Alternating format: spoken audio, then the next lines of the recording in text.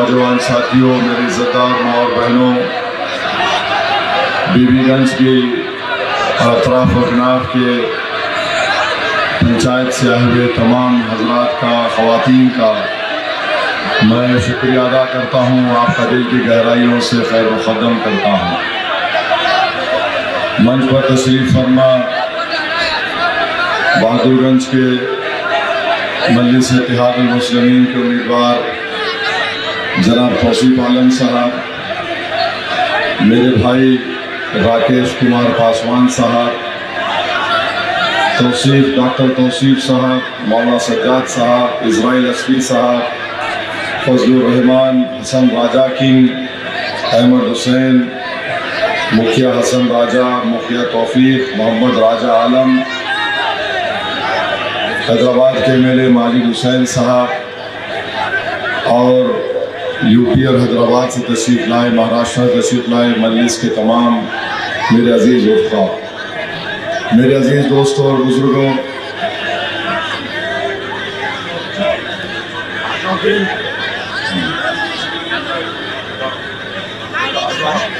मेरे अजीज़ दोस्तों और बुज़ुर्गों, अभी आपने मजलिस के उम्मीदवार जनाब तौसीफ आलम साहब की तकरीर और भाषण को सुना। मैं आपसे ज़रूर वादा कर रहा हूँ कि इंशाअल्लाह ताला बीबीगंज रेलवे स्टेशन से जो सिलीगुड़ी और अरारिया को ट्रेन जाती है उसकी संख्या को बढ़ाने का काम और इसका सवाल मैं इंशाअल्लाह ताला 24 नवंबर से जो पार्लियामेंट शुरू होगी मैं इसमें इसका सवाल ज़रूर उठाऊंगा। मैं आपसे वादा कर रहा हूँ। और साथ ही साथ आपने इस बात को रखा है कि वंदे भारत की ट्रेन जो पटना जाती है वो बीबीगंज रेलवे स्टेशन पे नहीं रुकती है। इंशाअल्लाह ताला इन दोनों मसलों और इन तकलीफ़ को दूर करने की कोशिश मैं भारत की पार्लियामेंट में करूँगा और आपसे वादा कर रहा हूँ कि मैं रेलवे मंत्री को भी मिलकर आपकी तरफ से एक रिप्रेजेंटेशन या महज़र दूंगा ताकि यहाँ की जनता को ट्रेन रुकने से और ट्रेन की संख्या बढ़ाने से फ़ायदा हो सके। और साथ ही साथ मैं आपको बताना चाहता हूँ कि कनकई नदी और मटियारी में बचाव का बढ़िया काम और बंद निर्माण का काम इंशाअल्लाह ताला तौसीफ आलम साहब ज़रूर करवाएंगे। इससे बड़ी तकलीफ़ आपको होती है। और साथ ही साथ मैं आपको यही बता रहा हूँ कि बहुत से पिछले 5 साल पहले हमने बहादुरगंज की जनता से वादा किया था कि डिग्री कॉलेज बनेगा। अल्हम्दुलिल्लाह ज़मीन मिल चुकी है, उस पर अब बिल्डिंग बनाने का काम तौसीफ आलम साहब करेंगे इंशाअल्लाह। चौथी बात यह है, ये सीमांचल की सरजमीन है और आप जानते हैं कि मजलिस इत्तेहादुल मुस्लिमीन के लिए सीमांचल की ज़मीन पर बसने वालों के इंसाफ की लड़ाई ये हमारे लिए बहुत ही करीब और बहुत ही अहम लड़ाई एक सियासी पार्टी मजलिस इत्तेहादुल मुस्लिमीन के लिए है। और मैं हमेशा कह रहा हूँ, आज भी कह रहा हूँ और इंशाअल्लाह कल भी कहता रहूँगा, जब तक सीमांचल को इंसाफ नहीं मिलेगा भारत एक ताकतवर मुल्क नहीं बन सकता, बिहार एक विकास तरीन प्रदेश नहीं बन सकता। अगर बिहार को और भारत को मजबूत बनना है तो सीमांचल को मजबूत बनाना पड़ेगा, सीमांचल में विकास होना पड़ेगा। ये किशनगंज ज़िले में आता है। खुद बिहार सरकार कहती है कि यहाँ पर 50% से ज़्यादा बच्चे जो अपनी माँ की कोख में 9 महीने रहकर पैदा होते हैं, वो पैदा होते हैं तो 50% बच्चे मर जाते हैं। शिशु मृत्यु जो कहते हैं वो सरकार के आंकड़े बताते हैं। मैं आपसे वादा कर रहा हूं कि इंशाअल्लाह ताला हम पूरी कोशिश करेंगे ताकि वो हमारी बहन और बेटी, उसको जब सदमा होता है अपने औलाद को 9 महीने पेट में पालने के बाद, जब वो बच्चा पैदा होता है या बच्ची पैदा होती है, एक उस तकलीफ़ को एक माँ ही जान सकती, कोई और इंसान इसको समझ नहीं सकता। मैं उन माओं से वादा कर रहा हूं कि इंशाअल्लाह हम पूरी कोशिश करेंगे कि आपकी ज़िंदगी में वो बच्चा और बच्ची पले और फूले और वो तरक्की करे और वो ज़िंदा रहे। बिहार सरकार के आंकड़े कहते हैं कि किशनगंज में और सीमांचल में पूरे बिहार में सबसे ज़्यादा बच्चे उनके जिस्म में खून की कमी होती है, जिसको अंग्रेज़ी में एनीमिक बोलते हैं। हम आपसे वादा कर रहे हैं कि इंशाअल्लाह ताला उन बच्चों के जिस्मों में खून को बाकी रखेंगे। और मैं अल्लाह को हाजिर नाजिर जानकर कह रहा हूँ, जिन जालिमों ने उन बच्चों के जिस्मों से खून चूसा है, हम सियासी तौर पर तुम्हारा खून चूस के तुमको कमज़ोर कर देंगे इंशाअल्लाह। हम आपसे वादा कर रहे हैं कि जो बच्चे स्कूल में नहीं जाते, बिहार में सबसे ज़्यादा स्कूल के बाहर बच्चे सीमांचल किशनगंज के हैं। इंशाअल्लाह ताला उन बच्चों के लिए माकूल स्कूल का इंतज़ाम करवाया जाएगा। मैं आपसे वादा कर रहा हूं कि गवर्नमेंट हुकूमत के आंकड़े बता रहे हैं कि 50% किशनगंज की जनता गरीबी की सतह दर से नीचे ज़िंदगी गुजारती है। इंशाअल्लाह ताला इस पर जंगी पैमाने पर काम होगा। मगर जिन जालिमों ने, जिन पार्टी के विधायकों ने यहाँ की जनता को गरीबी उनका मुकद्दर बना दिया, 11 तारीख के बाद सीमांचल और मजलिस इन तमाम नेताओं को उनकी ज़िंदगी गुमनामी में हम उनको शामिल कर देंगे इंशाअल्लाह ताला। मेरे अजीज दोस्तों और बुजुर्गों, मजलिस ये चाहती है कि पूरे सीमांचल में अरारिया और किशनगंज में किसानों की खरीदी का सेंटर यहाँ पर सरकार से खुलवाया जाएगा। ये मजलिस आपसे वादा कर रही है इंशाअल्लाह ताला। और आप जानते हैं कि सीमांचल में कोई इंडस्ट्री फैक्ट्री नहीं आती है। जितना तरक्की का फैक्ट्री का काम होता है वो या तो पटना के अतराफ में या राजगीर में होता है। आप मजलिस को सीमांचल में कामयाब करिए इंशाअल्लाह ताला। जो काम नीतीश कुमार, मोदी और तेजस्वी ने सिर्फ पटना और राजगीर के अतराफ में करवाया, वो सीमांचल में करवाने का वादा मजलिस इत्तेहादुल मुस्लिमीन आपसे कर रही है। मेरे अजीज दोस्तों और बुजुर्गों, आप जानते हैं कि सीमांचल में नौजवान यहाँ से पलायन कर जाता। मैंने अपनी आंखों से देखा है। कई वक्त जब हम गाड़ी में सफ़र करते हैं सीमांचल में, कभी नमाज पढ़ने के लिए मस्जिद में रुककर नमाज पढ़ते हैं। नमाज पढ़ के बाहर आने के बाद हम क्या देखते हैं कि एक तरफ हमारी इज्जतदार बहनें और बेटियां और माएँ खड़ी हैं, दूसरी तरफ हमारे बुजुर्ग खड़े हैं और एक 8 साल से 13-14 साल के बच्चे खड़े होकर पुकारते हैं एक पतंग छाप है। मगर सुनिए, मगर मेरी आंखें तरस जाती हैं उन नौजवानों को देखने के लिए जो अपना घर बार छोड़कर भारत के कोने कोने में जाते हैं। मेरे अजीज दोस्तों और बुजुर्गों, 1 करोड़ नौजवान सीमांचल का देश के कोने कोने में जाता है। बम्बई में जाता है, हैदराबाद को जाता है, दिल्ली, पंजाब, कोलकाता, उड़ीसा, तमिलनाडु चले जाते हैं। और मोदी जी बोलते हैं कि सीमांचल में घुसपैठी आता है। अरे मोदी जी, जब सीमांचल के नौजवान, यहाँ का युवा बोल रहा है कि अगर यहाँ पर सब होता तो हम क्यों जाते देश के कोने कोने में, वो बांग्लादेशी यहाँ क्यों आएगा? यहाँ कोई हारून का खजाना है क्या? हारून का कितना बदनाम करने का काम भाजपा करती है, देश का प्रधानमंत्री करते हैं कि घुसपैठिया का बात करते हैं। अरे पड़ोस में नेपाल है, नेपाल में बेवा को 4000 रुपये देता है, यहाँ पर आप भीख में 1000 रुपये एक बेवा को देते हैं।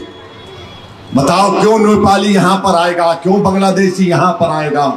मगर शेरशाहवादियों को और सरजमीन सीमांचल पर बसने वाले लोगों को बदनाम करने का काम भाजपा करती है।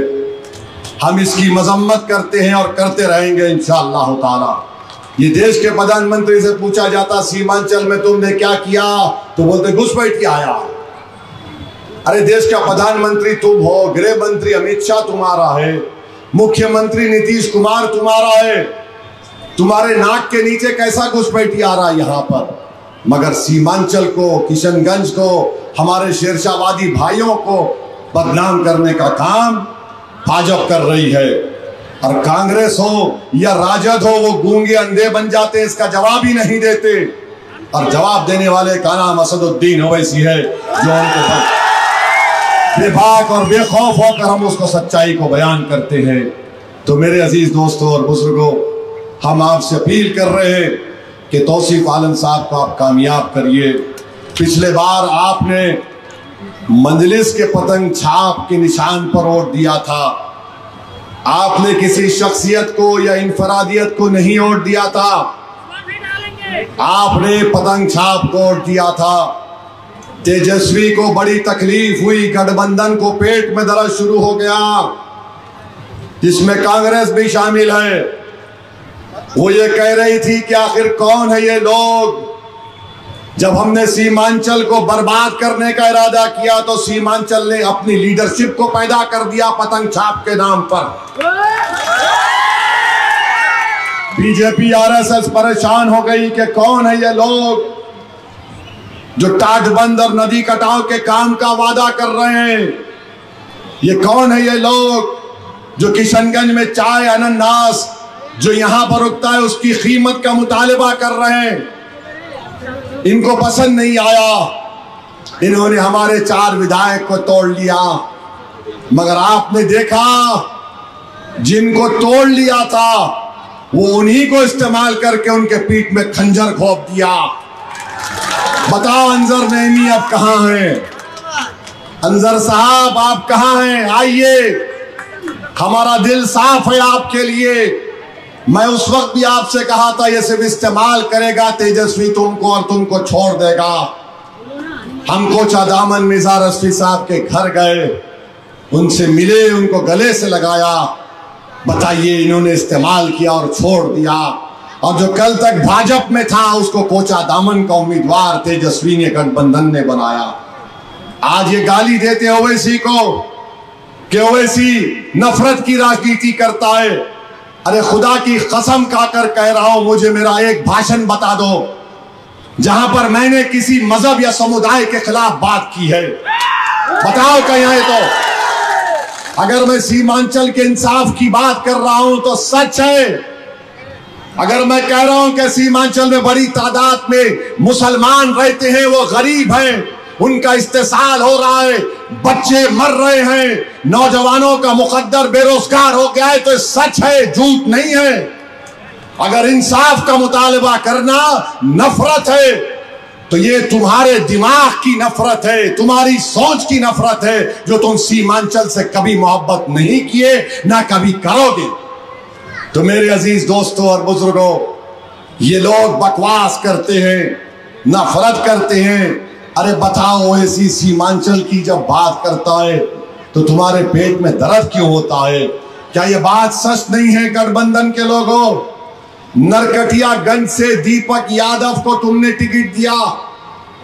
अभी फोन खोलो, गूगल पर दीपक यादव का नाम लिखो, उसकी फोटो आएगी कि विश्व हिंदू परिषद से उसका ताल्लुक है और वो तलवार बांट रहा है।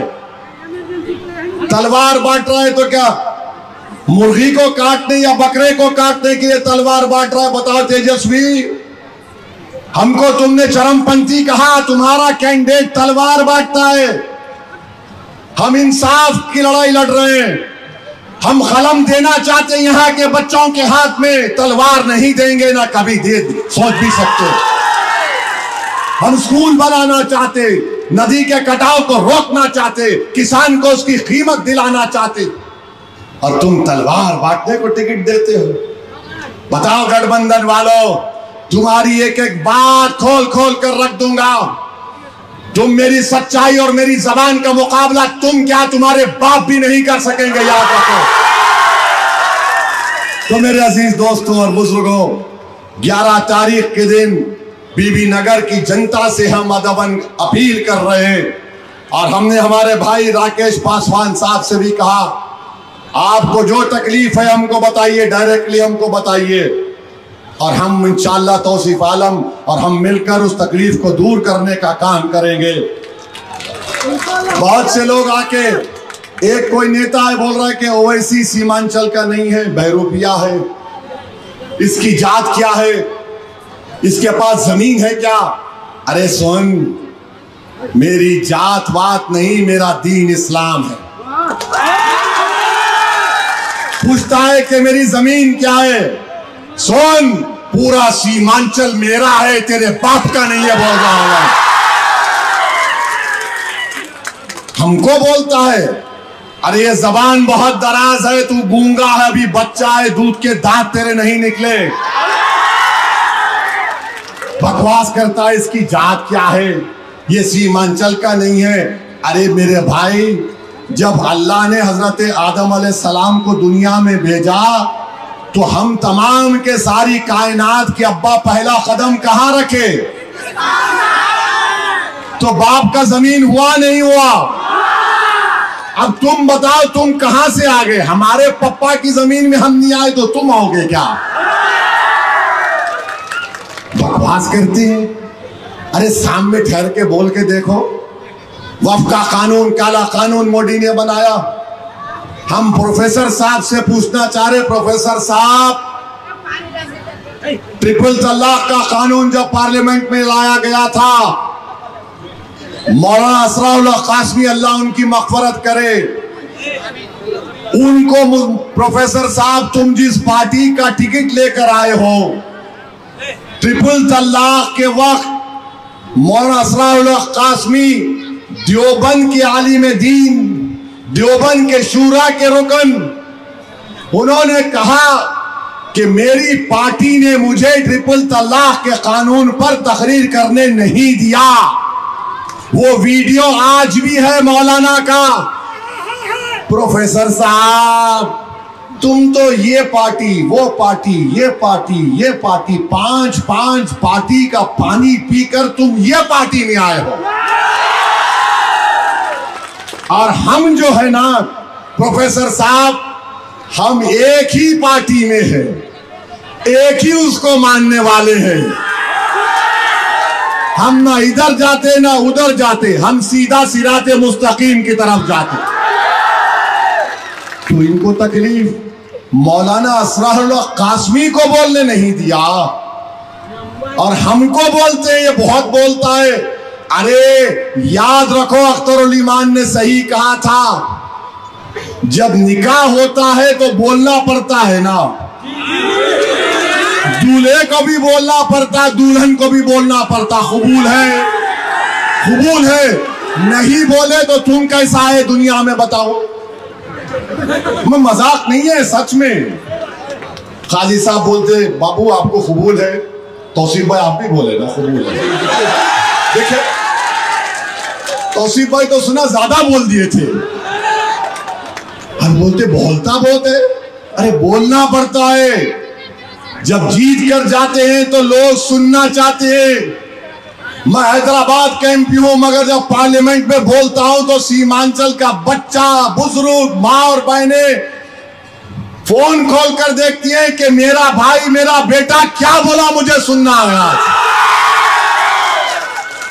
मेरे भाई, बोलने के लिए अल्लाह ज़बान दिया, सच्चाई बोलने के लिए अल्लाह ने दिमाग और दिल दिया। और अगर कोई नहीं बोल सकता तो इसमें मेरी गलती नहीं है। अगर कोई मुझे कहेगा कि तुझे मार देंगे अगर तू बोलेगा, तो मैं कहूंगा मैं मरना पसंद करूंगा, बुज़दिली की जिंदगी नहीं गुजार सकता मैं। तो मेरे अजीज दोस्तों और बुजुर्गों, 11 तारीख को क्या होगा? 11 तारीख को बीबीगंज में क्या होगा? किस पर बटन दबेगा? किस पर बटन दबेगा?